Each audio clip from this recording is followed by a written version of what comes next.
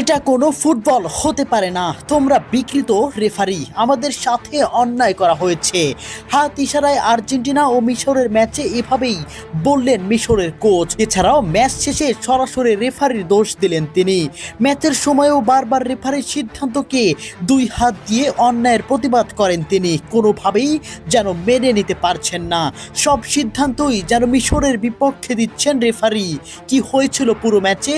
সত্যি কি রেফারি বিতর্কিত সিদ্ধান্ত দিয়েছে? চলুন যাচাই করে দেখে নেওয়া যাক।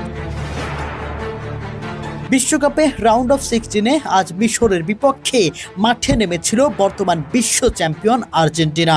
প্রথমে অ্যাটাকের পর অ্যাটাক করেও গোল আদায় করে নিতে পারেনি মেসিরা, বরং উল্টো গোল হজম করে আর্জেন্টিনা। এর মাঝে একটি পেনাল্টিও মিস করে বিপদে ফেলে দেয় মেসি। প্রথমার্ধে শেষ হয় 1-0 গোলে পিছিয়ে থেকে। ততক্ষণে একটা বিতর্ক পেনাল্টিতে, এমন ফাউলে পেনাল্টি ঘোষণা করেন রেফারি, যা সহজে মেনে নেয়নি মিশরের ফুটবলাররা। তবে সেখানে গোল মিস করায় সেটা ধামাচাপা পড়ে যায়। এরপর প্রথমার্ধ শেষে আবারও শুরু হয় খেলা, আবারও লিড নেয় মিশর, আবারও আর্জেন্টিনার জালে গোল জড়ায় তারা। তবে সেটা গোল বলে ঘোষণা করেননি রেফারি। 1 মিনিট আগে করা ফাউলে গোল বাতিল করে রেফারি, যেখানে রয়েছে বড় বিতর্ক। এত সাধারণ ফাউলে এত বড় সিদ্ধান্ত কিভাবে নেয় ভিএআর? কিভাবে এই গোল বাতিল করলো তারা? বল লুজ করে যাওয়ার পরও এই বল কিভাবে ফাউল হয়? যাই হোক, ততক্ষণেও শান্ত নন রেফারি, খেলা চলতে থাকে। তবে আবারও গোল মিশরের। 2-0-তে এগিয়ে গেল মোহাম্মদ সালাহরা। তখন প্রায় সবাই ধরেই নিয়েছিল আর্জেন্টিনার বিদায় ঘন্টা বুঝি বেজেই গেল।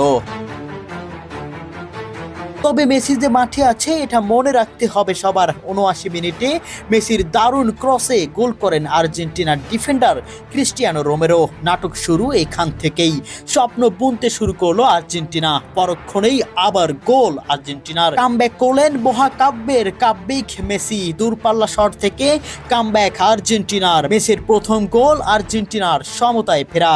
এ যেন কোনো ম্যাচ নয়, এ যেন এক বড় নাটক। তবে আসল নাটক তো এখনো বাকি। এটাকে মিশরের ফুটবলাররা, খেলার বাকি আর মাত্র কিছুক্ষণ। বল পায়ে মোহাম্মদ সালাহ ডিবক্সে ফাউল করেন আর্জেন্টিনার ডিফেন্ডার। খালি চোখে দেখা গেছে সরাসরি ভাবে এটা ফাউল। স্পষ্ট এটা একটি বিতর্কিত ধাক্কা এবং সেখান থেকেই পা দিয়ে মোহাম্মদ সালাহকে ফেলে দিলেন আর্জেন্টিনার ডিফেন্ডার। এটা কিভাবে ফাউল হয় না? একটাবার বিবেক খুলে বলুন, এটা কোন ধরনের নৈতিকতা থেকে ফাউল ধরলেন না রেফারি? তবে সবচেয়ে মূল বিষয়, মোহাম্মদ সালাহকে এমন স্পষ্ট ফাউল না দেওয়ায় পেনাল্টি পায় না মিশর, যেখানে সরাসরি জয় বঞ্চিত হন মোহাম্মদ সালাহরা। ততক্ষণে রেফারির কাছে আবেদন মোহাম্মদ সালাহদের, আবেদন নাকচ। খেলা চলতে থাকে। আর্জেন্টিনা অ্যাটাকে। ফলাফল, লাউতারো মার্তিনেসের ক্রস থেকে গোল করেন অ্যানজো ফার্নান্দেজ।